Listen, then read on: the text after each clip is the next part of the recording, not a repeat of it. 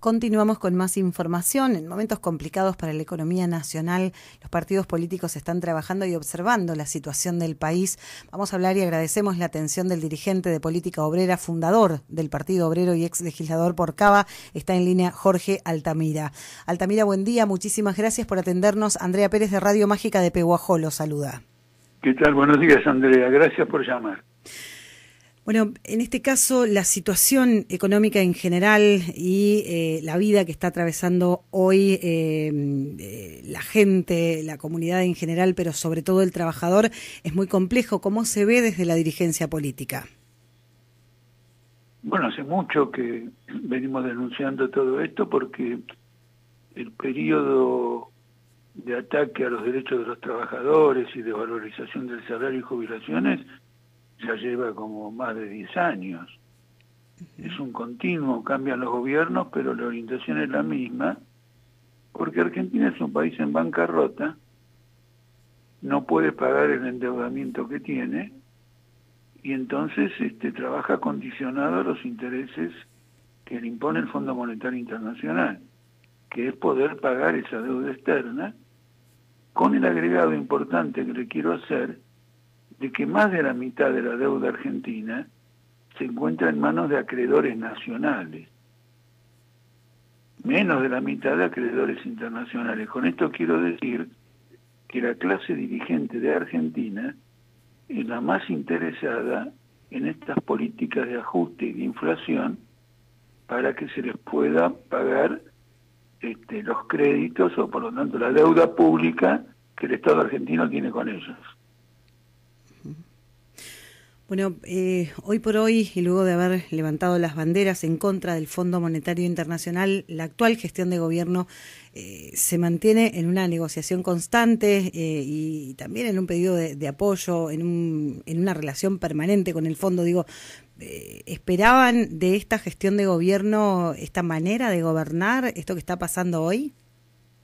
Bueno, lo hemos dicho públicamente, yo lo en entrevistas televisivas y en numerosos artículos.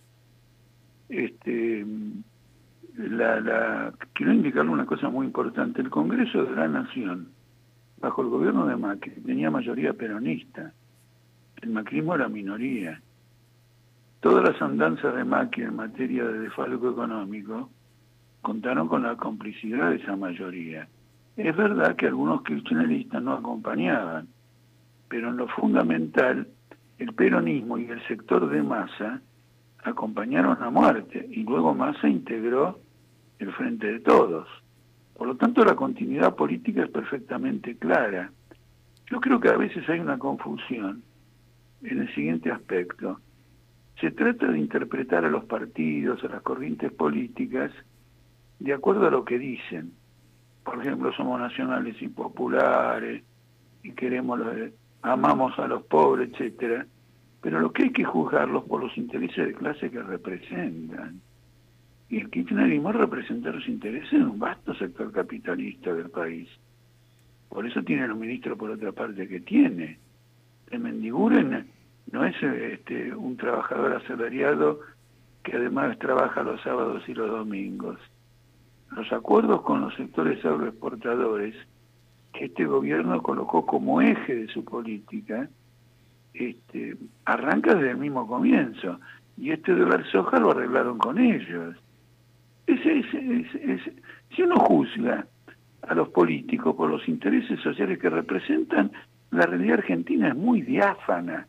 Ahora, si uno se deja llevar por la sanata de los discursos, y bueno, las cosas cambian mucho. Tome el caso, por ejemplo, de Milei. Lo voy a citar incidentalmente, no me interesa el tema Milei. Milei pregona la libertad. Lo que él quiere es que se le pague la deuda a los fondos de inversión que él representa. Porque si uno mira bien las posiciones de Milei, va a ver que hay una confrontación entre los bancos que reciben depósitos de clientes y están reglamentados por el Estado, y los fondos de inversiones que tienen aportes también de clientes, pero no tienen reglamentación del Estado. Si uno mira bien ese conflicto, usted va a ver muy bien que Milei representa a los fondos de inversiones. Por eso ataca al Banco Central, ataca la estatización, etcétera. Entonces, cuando uno interpreta mi ley desde el punto de vista de los intereses sociales, la libertad es la libertad que reclaman los acreedores para cobrar su deuda, que en la Argentina hoy es de 500.000 millones de dólares, impagable por los próximos 50 años. Hoy no hay un responsable de la deuda, sino son años de gestiones de gobierno que sistemáticamente han acrecentado esa deuda. Sí, absolutamente coincido con usted. Por eso repartimos los golpes a kirchneristas, macristas, populistas, liberales, neoliberales. Esta es una política de la clase gobernante de este país. El problema es que los trabajadores tienen que entender esto para agruparse en forma independiente. Es decir, el trabajo tiene que decir lo siguiente: estos partidos representan las patronales para las que yo trabajo. ¿Y yo qué partido tengo para que me represente? Y tienen que construir un gran partido y dar a la sociedad su propia alternativa, que no puede ser simplemente hambrear a una población para tributar al capital financiero internacional. Altamira, este es el eje político, este es el drama de la Argentina. El drama de la Argentina es la ausencia de una autonomía política de los trabajadores para tallar contra los demás partidos en el destino del país. Viendo los temas que hoy están en agenda y teniendo en cuenta lo que se viene hablando a nivel nacional, bueno, distintas preocupaciones que no atienden puntualmente lo que tiene que ver en principio con una de las emergencias más importantes que tenemos, que es la economía. Vemos el presidente en el exterior, la presentación de algunos proyectos en las legislaturas que no atienden a las necesidades. Hoy, ¿cuál sería, digamos, el orden de prioridades de los temas que hay que solucionar a nivel país desde el punto de vista del Partido Obrero o de la política obrera? Mire, muy sencillo. El problema principal son salarios y jubilaciones. Nosotros somos partidarios de que se aumenten un 100%. Esto es perfectamente posible porque lo que hoy el trabajador no cobra es la ganancia del empresario. Para decirlo en una forma perfectamente clara, nosotros tenemos un Producto Bruto Nacional. En una época el trabajador tenía el 50% de los ingresos y la clase capitalista el otro 50%. Ahora tiene el 44 o el 43% y la clase capitalista el 57%. Está claro que las ganancias se fueron para la clase capitalista. Las ganancias que antes eran salarios. Por lo tanto, perfectamente se pueden pagar. En segundo lugar, le quiero señalar algo que está muy oculto en esta realidad porque responde a intereses. La gente sabe cuánto pierde el Estado por exenciones impositivas a las empresas. Es decir, el gobierno se lo acusa a los gobiernos, al Estado en general, se lo acusa de tener muchísimos impuestos, pero no le informan la cantidad de exenciones. Por ejemplo, le voy a dar un ejemplo concreto. Ahora la industria automotriz ha recibido una exención impositiva muy fuerte. Es decir, si quiere invertir y trae bienes de capital, etcétera, no paga IVA, no paga ingresos brutos, no paga nada, cero. ¿No es cierto? Se tiene acá un caso donde aparece un IVA en la economía, lo pagamos todos en el supermercado, etcétera. Aparece ingresos brutos, pero no para la industria automotriz. Bueno, la suma de exenciones impositivas en el presupuesto nacional es de 1.600.000 millones de pesos. Esto equivale a 30.000 millones de dólares al tipo de cambio 300. Si es al otro tipo de cambio son 60.000 millones de dólares.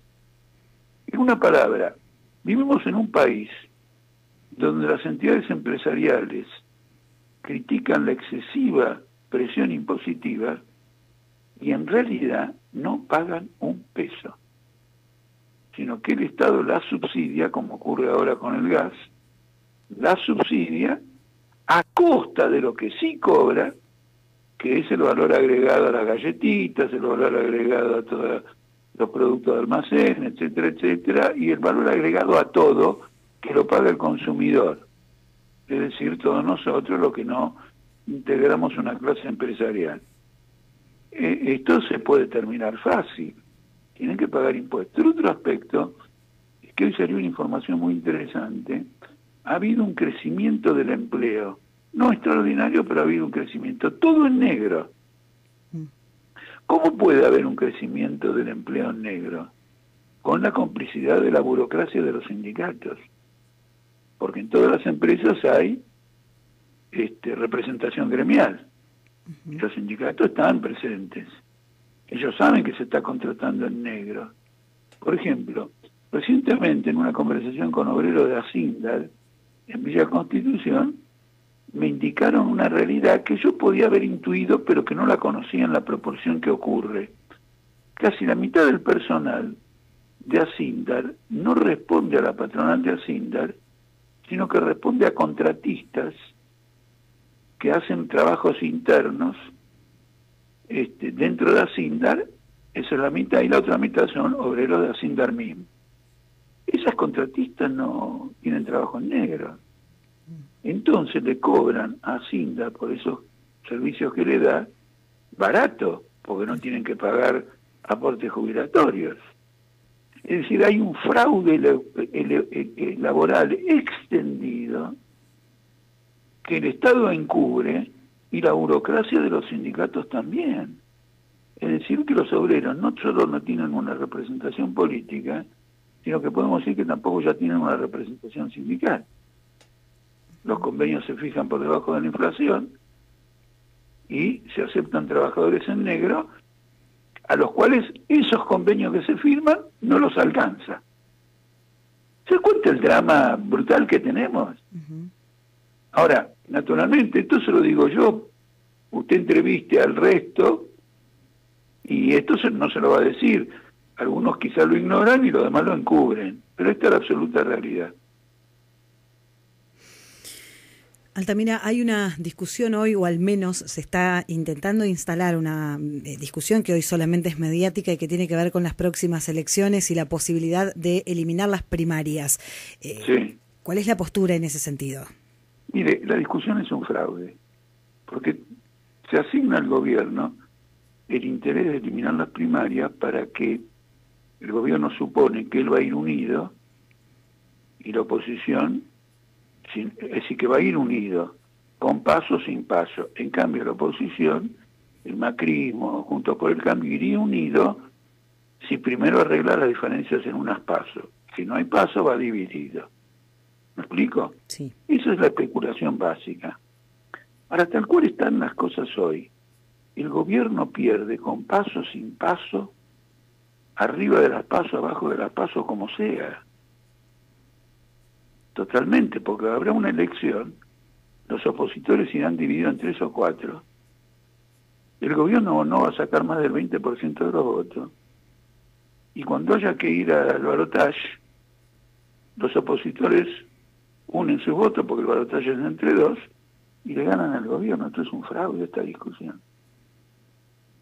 Es un fraude absoluto. En segundo lugar, no se sabe si la vicepresidenta quiere ser candidata a presidenta. ¿Por qué no se sabe? Porque va a perder. Y si pierde, pierde los fueros. Y muchos dicen que ella quiere conservar los fueros por los temas judiciales. Entonces, ¿quién va a ir? Va a ir otro. Y a ese otro lo va a acatar todo el peronismo. Por lo tanto, están especulando, porque es pura improvisación. La crisis y la desorientación frente a la crisis tan aguda que todo el mundo está guitarreando realmente para sí mismo. Se están autoengañando. Porque además se comenta que Cristina Kirchner eventualmente iría como candidata a gobernadora de la provincia de Buenos Aires, porque ahí tendría más certeza de ganar y de tener los fueros. Ahora resulta que el kirchnerismo es minoría en la legislatura bonaerense. Por lo tanto, se puede aprobar en el Congreso que se eliminen las pasos nacionales, pero no se van a eliminar en la provincia de Buenos Aires. Entonces todo el negocio de eliminar las pasos nacionales se perdió. Si el tema es que la señora vicepresidenta se presenta como candidata a gobernadora. En una palabra, esto es un gran verso nacional para entretener a la gente en la televisión, revela una gran confusión y una desorientación, y el entretenimiento a la gente para que no vea cómo los precios van a seguir subiendo y cómo Massa está preparando una devaluación. Porque esto del dólar soja no termina ahora el 30 de septiembre. No es tan fácil, una vez que usted dio un tipo de cambio tanto más alto, no puede volver simplemente para atrás. Eso ya tiene repercusiones en toda la economía. Y al Banco Central esto le ha costado 300.000 millones de pesos. ¿Por qué? Porque compra los dólares de los ojeros a 200 y le vende esos mismos dólares a los importadores a 140. Es decir, que pierde 60 pesos en cada compra-venta. Como esto fue de 5.000 millones de dólares, 60 pesos por 5.000 millones de dólares son 300.000 millones de pesos. ¿Qué dice 300.000 millones de pesos? Los planes sociales. Los planes sociales se han rifado a favor de los ojeros en un mes. Es una cosa de locos, ¿usted me entiende? Es una vergüenza. Y esto tiene que terminar en una crisis infinitamente más grave que esta, y nosotros, nuestra tarea es, explicando estos temas, que los trabajadores se capaciten para torcer el desenlace de la crisis en beneficio de las mayorías que trabajan. Altamira, le agradecemos muchísimo por su participación en el programa. Estaremos en contacto seguramente para seguir analizando toda esta situación. Muchísimas gracias a usted. Buenos días. Que tenga buen día. Jorge Altamira, referente del Partido Obrero de la Política Obrera, trazando un balance general de la situación del país.